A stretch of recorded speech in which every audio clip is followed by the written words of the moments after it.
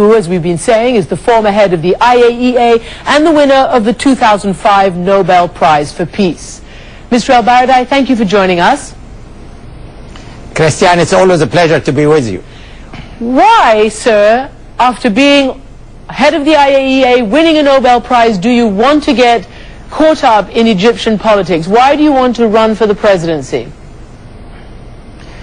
Well, this is not my primary goal, Christian, is to run for the presidency, but my primary goal is to see my country, Egypt, a country where I grew up, making a genuine shift toward democracy. You mentioned, irrespective of the personalities, we have a president who has been in power for 30 years, we have a martial law for almost 30 years. This speaks volume for the lack of democracy in Egypt. What would it take for you to run? What changes or guarantees are you seeking? Well, I'm thinking what you have in terms of guarantees in every democracy in the world: a free and fair election, judicial supervision, international supervision, an independent commission to look after the election, to make sure that the election is not rigged as it used to be, make sure that we have equal opportunity in the media. The constitution has to change, because the way it is crafted right now, it's only a handful of people who have the right even to run for presidency. So democracy is no longer part of the Egyptian lifestyle for over 50 years, and it's an idea that its time has come. I feel odd, frankly, sitting here argue that we need to have democracy in Egypt. It's like sitting here arguing that the earth is flat. You know, it's we need to move to democracy, and we need to move to democracy as early as possible. Okay. This is a basic core value. So are you said it's very difficult even to be able to run. Are you able to run? What do you have to do to make yourself a viable candidate? Well, I'm organizing, Christian, a grassroots movement to push the government, to send the government a clear message that they need to change the constitution, they need to join the rest of the world in becoming a democracy, and hopefully, you know, between now and the time of the election, the autumn of next year, we should be able to get the government to understand that maintaining the status quo is a dead-end street. We have, Ben Whitman mentioned, I have 150,000 people on the Facebook. They are actually now 300,000 people. In a country with penetration to the internet of 18%, it speaks again volume of the thirst for change in Egypt, left, right, and center. So 300,000 people, that's still not really, it's kind of a drop in the ocean when you're talking about a population of 80 million and a potential voting population. And although it's been described as you having the support of the young, the educated, many of the frustrated, that you haven't really broken through, and you can't if you don't have the support of the powerful institutions. Let's say the military, let's say the intelligence, that kind of following, that kind of institutional presence, which you haven't got since you haven't been there for so long.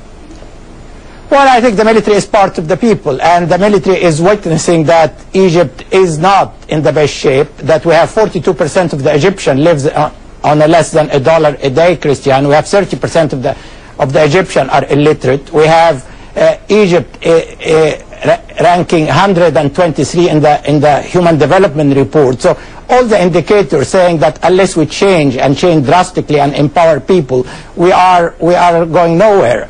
So I believe that even the military, the so-called institutions, understand that status quo is not sustainable. What about your attempts to try to drum up a signature campaign, to try to get that sort of lobbying for your ability to enter the race? We've heard that a lot of people are afraid to sign up. They're afraid of the consequences if they're caught signing up. That's true. I mean, it is on the way. We have around 100,000 now that have signed up.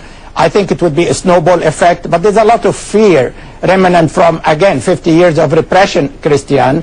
And what I'm telling the people, you have to shed your fear, you have to participate. I can only help you if you allow me to help you. And I still believe in people, and I say my party is the people. I'm not part to any official institution. And as I believe, looking around, going around Egypt in the countryside, everybody is looking for a change for a variety of reasons. People do not see future, do not see hope.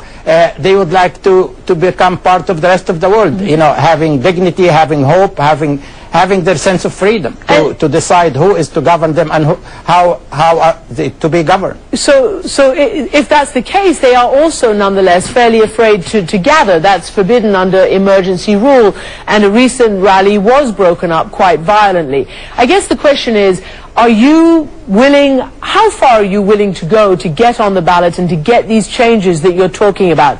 Are you willing to be arrested? Do you have concerns about your personal safety? Well, there's a lot of concern always about personal safety, but as you know, Christiane, I've been working in an area where there has always been concern about personal safety. That's not my primary concern, but I'm ready to go all the way to make sure that this country, who has been the beacon of modernity, moderation of the Arab world, and change of Egypt, will have major impact on the rest of the Arab world. I'm ready to do all the way because I think the Egyptians deserve much better than what they have today. And I want to emphasize again, this is a peaceful, non-violent movement, but it's a popular grassroots movement, and everywhere I go, everywhere I travel, there's massive support for change in Egypt, Christiane.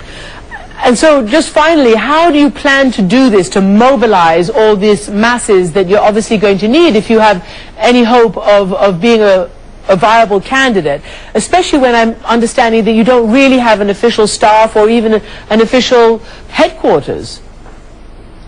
Well, it's very funny, because for the people, I'm a real agent for change. For the regime, I'm a virtual person. I can't even have a headquarters. I can't raise funds.